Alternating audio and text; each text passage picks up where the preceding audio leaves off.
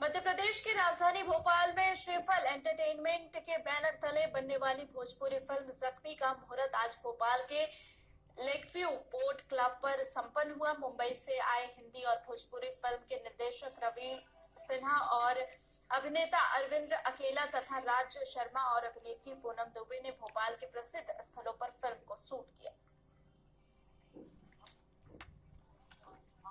मेरा नाम रवि सिन्हा है, मैं इस फिल्म का निर्देशक हूँ और मैंने तकरीबन भोजपुरी फिल्में जो है 30-32 फिल्में बनाई है। भोजपुरी में ऐसे कोई भी एक्टर स्टार नहीं है जिनको मैंने डायरेक्ट नहीं किया है।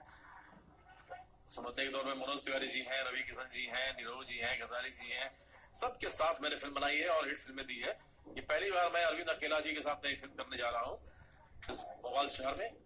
वैसे भोपाल शहर में मैंने पहले भी फिल्म बनाई थी, 4 महीना पहले भी आया था। हथकड़ी पार्ट 2 के नाम से मैंने फिल्म बनाई थी, शक्ति बनाई थी। ये शहर मुझे बहुत ही अंदर से मुझे खींचता है।